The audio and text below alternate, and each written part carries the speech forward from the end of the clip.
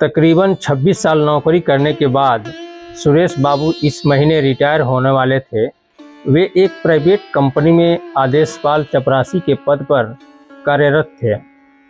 एक तरफ जहां सुरेश की इस बात का सुकून था कि चलो अब तो एक खड़ूस, बदतमीज और क्रूर बात से छुटकारा मिलेगा, वही दूसरी ओर उन्हें इस बात की चिंता सता रही थी कि रिटायरमेंट के बाद अब उनका समय कैसा बीतेगा और उन पर जो ज़बरदस्त आर्थिक जिम्मेदारी है उनका निर्वहन वे कैसे करेंगे। दरअसल सुरेश बाबू को अपनी एकमात्र लड़की का चिंता उन्हें खाए जा रही थी, उसकी पढ़ाई और फिर ब्याह। रिटायरमेंट के बाद वह इस महंगाई में घर के खर्च के साथ साथ बेटी की शादी उनके लिए एक बड़ी चुनौती से कम नहीं थी। ऊपर से उनकी बीमारी, पत्नी के इलाज का खर्च अलग से मुंह खाए खड़ा था। हालांकि लगभग 60 कर्मचारियों वाले उस दफ्तर में अपने सुप्रीम बॉस सहित कुछ लोगों के बुरे बर्ताव के कारण वे मन ही मन बड़े दुखी रहते थे।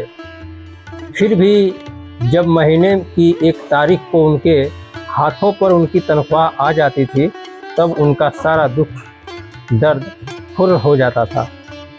सुरेश बाबू खुद भी शारीरिक रूप से ठीक नहीं थे। उनकी याददाश्त तो कुछ कमज़ोर हो चुकी थी। उनका अब हाथ भी कांपने लगा था। न चाहते हुए भी कुछ न कुछ गलती उनसे भी हो जाती थी।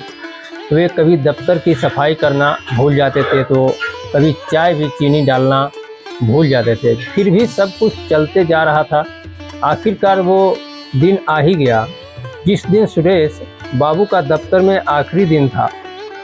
सुरेश जी वक्त पहले ही दफ्तर पहुंचकर अपने नियम कार्य में जुट गए। सब कुछ रोज की तरह था, बस आज दफ्तर में खामोशी कुछ ज़्यादा था।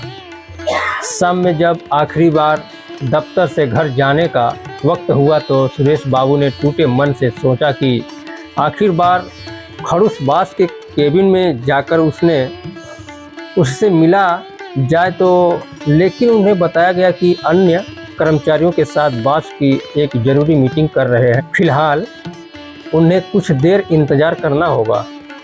2 घंटे इंतज़ार के बाद भी जब मीटिंग खत्म नहीं हुई तो सुरेश बाबू मन ही मन चिढ़ गए और बास को कोसने लगे। क्या अहंकारी आदमी, सिर्फ 1 मिनट के लिए मुझे बुलाकर मिल लेता, अकड़ू साला। अंत में मायूस होकर सुरेश बाबू ने बिना बास से मिले ही अपने घर लौटने का मन बना लिया था। ठीक तभी किसी ने आवाज़ दी, साहब तुम्हें बुला रहे हैं। सुरेश बाबू झटपट अंदर दाखिल हुए, लेकिन बास के केबिन का नज़ारा कुछ बदला बदला सा था। सुरेश जी को देखते ही सभी कर्मचारियों ने जोर से ताली बजाकर उनका गर्मजोशी से स्वागत किया। फिर बास ने मेज पर रखे एक केक को काटने के लिए सुरेश जी को धीरे से इशारा किया। पार्टी समाप्ति के बाद अब बास ने बोलना शुरू किया, सुरेश, हम सब ने आज मिलकर सामूहिक रूप से ये फैसला लिया है कि तुम्हें फिलहाल नौकरी से कार्य मुक्त न किया जाए और तुम्हारी सेवाएं पहले की तरह ही बहाल रखी जाए, क्योंकि हमें एक ईमानदार, जिम्मेदार और वफादार व्यक्ति की सख्त आवश्यकता है। कुछ मामूली लापरवाहों को अगर अंदाज कर दिया जाए तो तुम एक बेहद ही कर्तव्यनिष्ठ व्यक्ति हो। तुम्हें तुम्हारी सेवाओं के बदले प्रत्येक कर्मचारी की तरफ से महीने के अंत में 500 रुपये दिए जाएंगे। हालांकि ये हमारे ऑफिस के नियम के खिलाफ है, फिर भी तुम्हारी आर्थिक ज़रूरतों के देखते हुए तुम्हारे लिए ऐसा करना पड़ रहा है। लेकिन ध्यान रहे कि तुम्हारी गलतियों के लिए तुम्हें मिलने वाली डांट में कोई शिकायत नहीं मिलेगी।